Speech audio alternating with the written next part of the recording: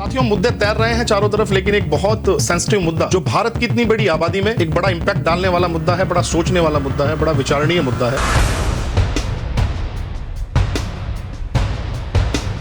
Infrastructure development के नाम पर, नए नए घर बनाने के नाम पर, नए नए शहर बसाने के नाम पर एक मशरूमिंग शुरू हुई और उस मशरूमिंग में सरकारें चेक बैलेंस लगाने में पूरी तरह फेल रही। के बाद भी आम आदमी कैसे गरीबी की तरफ चला गया। कहीं ना कहीं कंपनी के मालिक हम थे, लेकिन जैसे ही ये वर्तमान की सरकार आई 2014 के बाद 99% तक एफडीआई के दरवाजे खोल दिए गए। पैसा जो देश के लोगों के पास जाना था, जो विदेशी ताक लगाकर बैठे थे कि क्यों ना हम इंडस्ट्री पर कब्जा कर लें, क्यों ना हम भारत के बाजार पर हम केंद्रीयकरण कर लें, जो बाजार विकेंद्रीयकरण का होना चाहिए था उसका कहीं ना कहीं केंद्रीयकरण शुरू हो गया। साथियों, फेडरल स्ट्रक्चर है देश में, ना वो लोग 10 साल में देश में वापस आ पाए, ना वो काला धन जिसके बिहाफ पर एक बड़ा चुनावी कैंपेन चलाया गया या कैंपेन चलवाया गया वो भी शून्य साबित हुआ। जो गरीबी केवल गांव तक सीमित थी वो धीरे धीरे शहर में पैर पसारने लगी। जो लोग अपना सपना लेकर शहर पहुंचते थे, नौकरी करेंगे, अपने बच्चों के लिए एक बेहतर जीवन व्यतीत करेंगे, एक छोटा सा आशियाना बनाएंगे, वो भी चीज केवल उनके ख्वाब बनकर रह गई।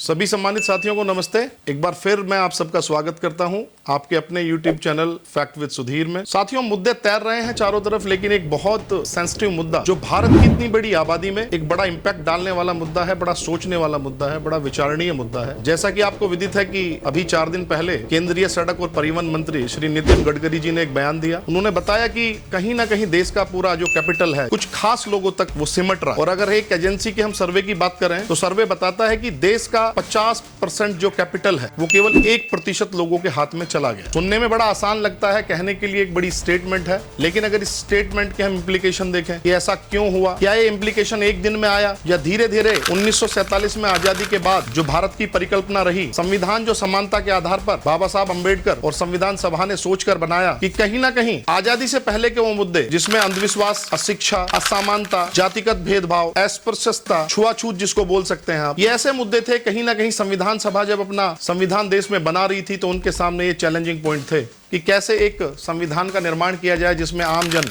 खास जन, जिसमें पूंजीवाद भी एक बड़ा मुद्दा रहा कि सबको रिसोर्सेज पे बराबर डिस्ट्रीब्यूशन हो, फेयर डिस्ट्रीब्यूशन हो। और आजादी के बाद जैसे ही देश धीरे धीरे शेप लेना शुरू होगा, कहीं ना कहीं प्रत्येक व्यक्ति उसमें पलेगा, बढ़ेगा, फलेगा, फूलेगा। साथियों, देश जब अंग्रेजों का गुलाम हुआ उसमें भी सबसे बड़ा फैक्टर गुलामी का केवल पूंजीवाद था। उन्होंने कहीं ना कहीं पूंजी के माध्यम से हमारे ट्रेड को धीरे धीरे कैप्चर करा। बंगाल से घुसकर दिल्ली के तक वो आए। लगातार उन्होंने हमारी जो सामाजिक ताना बाना उसको कहीं ना कहीं जाति और धर्म के आधार को एक हथियार बनाते हुए पूरे देश पर कहीं ना कहीं आधिपत्य स्थापित करा। रजवाड़ों में फूट डली, नए नए लोगों को सोसाइटी का पहरेदार बना दिया, नई नई उनको पदवी दी। कहीं ना कहीं पूंजीवाद गुलाम होने का कारण भी बना और वर्तमान में जो पूंजीवाद की कमोबेश स्थिति है वो भी कहीं ना कहीं उसी तरफ हमें इंगित करती है। बेशक आज हम खुले आसमान में जीते हैं, संविधान है, न्यायालय है, कार्यपालिका है, विधायिका है, लेकिन कहीं ना कहीं वो मुद्दे जो आजादी के बाद हमें एड्रेस होने चाहिए थे वो नहीं हो पाए। 1951 में रोटी कपड़ा मकान की भूख थी, हर एक आदमी को पेट भरने की कवायद थी। कहीं ना कहीं हर आदमी को स्वास्थ्य की, चिकित्सा की, तन पे कपड़े की और पेट की भूख के लिए देश मारामारी कर रहा था। 1962 तक देश में हरित क्रांति आई, धीरे धीरे उद्योग धंधे पनपने लगे। लेकिन ऐसा क्या हुआ कि लगातार जो इकोनॉमिक ग्रोथ जो है वो कहीं ना कहीं दोबारा पूंजीपतियों के हाथ में ही चली गई। लगभग 1960 से 1990 तक का जो दशक 30 वर्ष का आया, कहीं ना कहीं इकोनॉमिक ग्रोथ का जो पलड़ा देश का रहा वो बैलेंस्ड रहा, क्योंकि इतनी ज्यादा पूरे विश्व का इंटरेक्शन नहीं था, इतने संसाधन नहीं थे कि एक्सपोर्ट और इंपोर्ट की इतनी एक्टिविटी हो कि देश एक ही फाइनेंशियल ईयर में बहुत बड़ी ट्रेड करके आगे निकल जाए।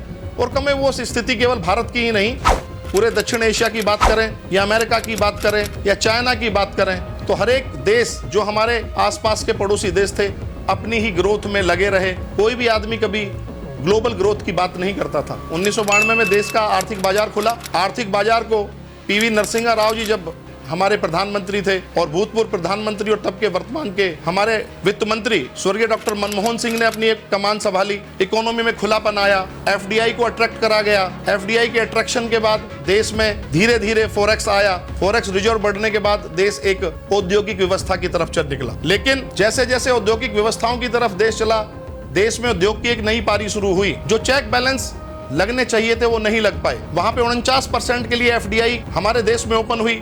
कहीं ना कहीं कंपनी के मालिक हम थे। लेकिन जैसे ही ये वर्तमान की सरकार आई 2014 के बाद 99% तक एफडीआई के दरवाजे खोल दिए गए। पैसा जो देश के लोगों के पास जाना था, जो विदेशी ताक लगाकर बैठे थे कि क्यों ना हम इंडस्ट्री पर कब्जा कर लें, क्यों ना हम भारत के बाजार पर हम केंद्रीयकरण कर लें, जो बाजार विकेंद्रीयकरण का होना चाहिए था उसका कहीं ना कहीं केंद्रीयकरण शुरू हो गया। साथियों, फेडरल स्ट्रक्चर है देश में, और इस फेडरल स्ट्रक्चर में जो बड़ी पार्टियां थी वो कहीं ना कहीं क्षेत्रीय पार्टियों जिनका उभार हुआ, वो चाहे साउथ इंडिया की बात हो चाहे वो नॉर्थ इंडिया की बात हो, रीजनल पार्टियों पर सेंट्रल की गवर्नमेंट की लगाम हमेशा कम होती चली गई, जिसका प्रत्यक्ष उदाहरण आपको देखने के लिए मिला कि कहीं ना कहीं रीजनल पार्टियों के उभार के बाद उन्होंने केंद्र में जब अपनी सहभागिता मांगी तो उन पर वो कंट्रोल नहीं लगाए जा सके जो एक सरकार को लगाने चाहिए। कहीं ना कहीं देश घोटालों की जद में आया और वो लोग जो सही मायने में जिस काम को करना नहीं जानते थे उन क्षेत्रों में घुस गए। सबसे बड़ा जो एक एरिया औद्योगिक क्षेत्र में निकल के आया उसको एस्टेट मार्केट बोला गया। इंफ्रास्ट्रक्चर डेवलपमेंट के नाम पर, नए नए घर बनाने के नाम पर, नए नए शहर बसाने के नाम पर एक मशरूमिंग शुरू हुई और उस मशरूमिंग में सरकारें चेक बैलेंस लगाने में पूरी तरह फेल रही। वर्तमान के परिदृश्य में अगर हम बात करें, बैंकिंग में लिबरलाइजेशन हुआ,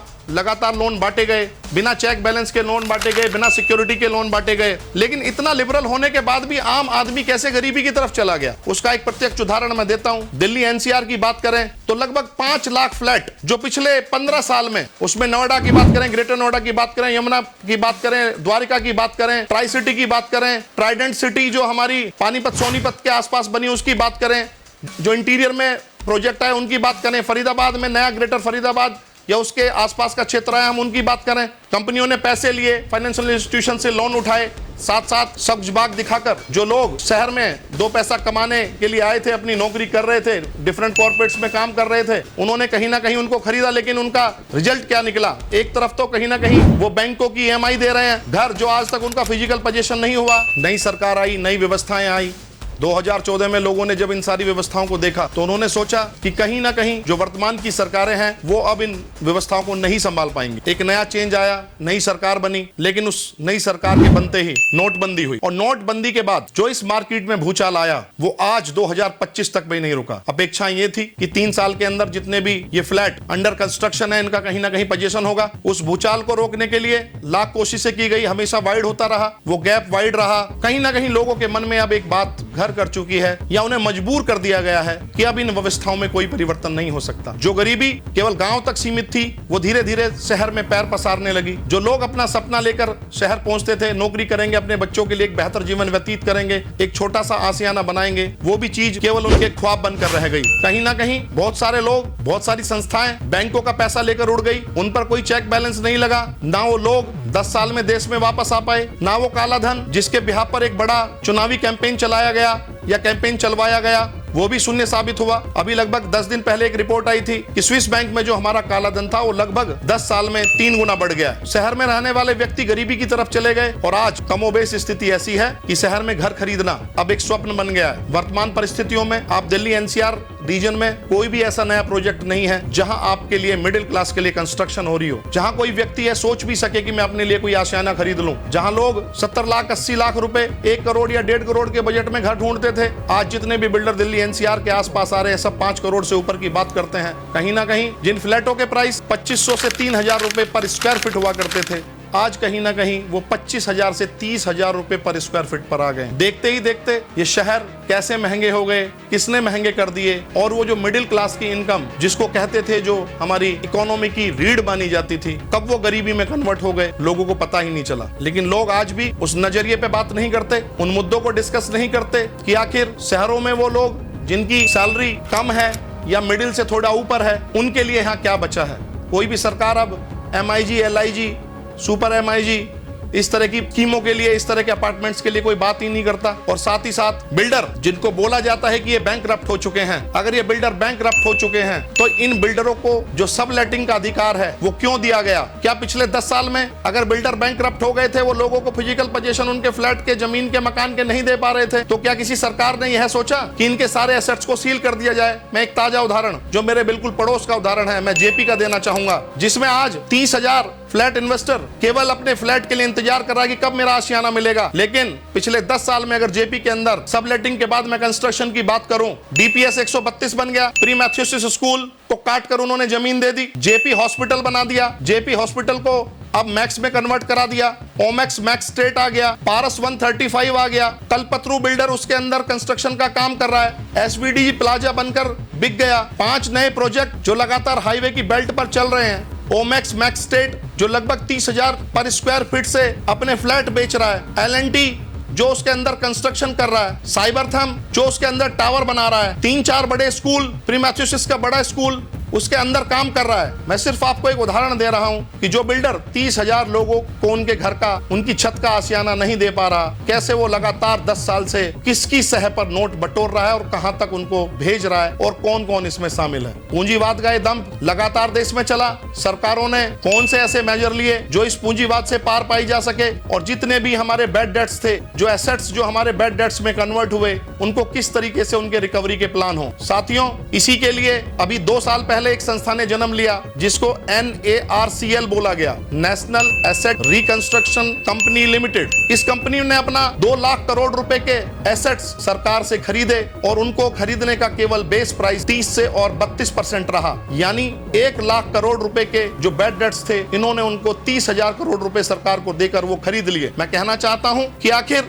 NARCL जैसी कंपनियां या IDRCL जैसी कंपनियां, इंडियन डेब्ट रेजुलेशन कंपनी लिमिटेड जैसी कंपनियां जो NARCL की सब्सिडरी है, वो उनको खरीदती है, वो उसका रेजुलेशन का काम करती है। जब प्राइवेट कंपनियां जिसमें बैंकिंग की भी अपनी पार्टनरशिप लगी हुई है वो रिकवरी कर सकती हैं, तो सरकार के ऐसे कौन से संसाधन, ऐसी कौन की व्यवस्थाएं, ऐसी कौन सी मशीनरी गड़बड़ कर रही है कि सरकार व्यवस्थाएं अपने हाथ में होने के बाद उनसे रिकवरी नहीं कर पा रही। साथियों, अगर ऐसा ही दौर चलता रहा, आज तो ये बात कहने की है, भविष्य में इसके और इंप्लीकेशन जाएंगे। और आज शिक्षा जिसको एक इन्वेस्टमेंट के रूप में देखा जाना चाहिए, उसके लाभ कमाने वाला डिपार्टमेंट के रूप में नहीं देखा जाना चाहिए। आज 5,000 स्कूलों पर ताला लगता है, कहीं शिक्षा को भी एक व्यवसाय के रूप में देखा जाता है, और 25,000 कहीं ना कहीं मधुशालाएं खुलती हैं, 25,000 कंपोजिट शॉप्स खुलती हैं, जिसमें आपको और बड़ी सुविधाएं दे दी गई हैं कि आपको वहां पे इंग्लिश वाइन भी, आपको वहां पे बियर भी, और जितने भी मादक पदार्थ हैं वो सबको एक जगह मिलेंगे। साथियों, 2025 के भारत में जहां 150 करोड़ की जनसंख्या हो, शिक्षा और चिकित्सा और स्वास्थ्य आज भी देश के लिए सबसे बड़ा मुद्दा हो, वहां शिक्षा को भी एक व्यापार के रूप में देखकर सरकारें और कार्यपालिका पैसे से तोलने वाली संस्थाओं में देखते हैं, तो सोचनीय है, विचारणीय है। कहीं एक तरफ ये कहते हैं कि कम्युनिस्ट पार्टी, जो कम्युनिस्ट सोच वाले व्यक्ति हैं, वो हमेशा किसान और मजदूर और गरीब के साथ खड़े दिखते हैं, लेकिन कहीं ना कहीं इनको, हर एक पार्टी को ये सोचना पड़ेगा कि वो विचारधारा, कहते हैं तो कम्युनिस्ट लोग हैं, इनको अर्बन नक्सलाइट बोल देते हैं। नहीं, अर्बन नक्सलाइट नहीं, वो किसान, गरीब और मजदूर के लिए काम करने वाले व्यक्ति हैं। ऐसा नहीं है कि कम्युनिस्ट विचारधारा पूरी तरह से फेल है। आज भी आधे यूरोप में कम्युनिस्ट विचारधारा के लोग हैं, और कहीं ना कहीं उनको पता है कि ये लोग जो लेस प्रिविलेज्ड हैं, जिनको शिक्षा नहीं, उनके लिए शिक्षित लोगों को ही आगे आना पड़ेगा। Government is a welfare state. हमें सोचना पड़ेगा कि सरकार वेलफेयर से ऊपर उठकर क्यों काम कर रही है, क्यों पूंजीवाद को जन्म दे रही है, क्यों डिजिटल इंडिया के नाम पर नए नए इलेक्ट्रॉनिक कॉमर्स स्टोर्स को जन्म दे रही है। एक ऐसा भारत जो आज रोजगार के लिए तड़प रहा है, जूझ रहा है, लगातार देश की जनसंख्या बढ़ रही है, और रिटेल सेक्टर एक ऐसा सेक्टर जो सबसे ज्यादा रोजगार देता है। रोजाना सरकार अपनी नीतियों की वजह से उस सेक्टर को खत्म कर रही है। कोई दुकान नहीं खोल सकता, दुकान में मोबाइल अब नहीं बिकते, दुकान पर अब कपड़े नहीं बिकते, दुकान पर सब्जी अब नहीं बिकती, सारी सुविधाएं आपको बड़े बड़े मेगा स्टोर्स में चली गई हैं। आखिर इनके पीछे इंटेंशन क्या है? क्यों कहीं ना कहीं अगर हर एक कंपनी के पीछे की हम बैकग्राउंड चेक करें, क्यों अडानी और अंबानी उसके पीछे खड़े नजर आते हैं? किसी भी फील्ड में अगर आप नजर मारें, कम्युनिकेशन की फील्ड हो, ट्रांसमिशन की फील्ड हो, जहां 4 कंपनियां हमेशा कॉम्पिटिटिव एनवायरनमेंट में काम करती, लोगों को सस्ता इंटरनेट, सस्ती वॉइस और डेटा की कॉल मिला करती थी, लेकिन एक कंपनी के आने के बाद पूरे देश पर एकाधिकार कर दिया गया या करा दिया गया। आज जो नितिन गडकरी जी ने बोला है, वो एक छोटा सा पहलू बोला है। अगर जल्द ही सरकारी पॉलिसियों में ज्यादा लोगों को शामिल नहीं किया गया और वो पॉलिसी केवल 2% लोगों के लिए बनी और 150 करोड़ लोग केवल इस इंतजार में रहे कि सरकारें हमारे जीवन में परिवर्तन करेंगी, तो वर्तमान परिस्थितियों में वो केवल बेईमानी सी लगती है। आज हम इस मुद्दे पर अपनी बात रखने आए थे। उम्मीद है हमने कई पहलुओं को टच किया, और भी बहुत पहलू है जिनको टच किया जा सकता है। समय समय पर हम और पहलुओं को भी टच करेंगे। जो भी मुद्दे आम जनमानस को गरीबी की तरफ लेकर जा रहे हैं, उन पर और मुखर होकर बात करेंगे। लेकिन आज के लिए बस इतना ही। उम्मीद है आज का ये जो मुद्दा हमने अपने शो के माध्यम से आपको बताया, आपको पसंद आया होगा। आप इस पर जरूर विचार करेंगे। हमारे चैनल को आप लाइक करें, सब्सक्राइब करें और कमेंट करके बताएं कि हम इसमें और क्या बेहतर कर सकते हैं, या फिर आप हमसे किस मुद्दे पर हमारे विचार जानना चाहते हैं। बहुत बहुत धन्यवाद।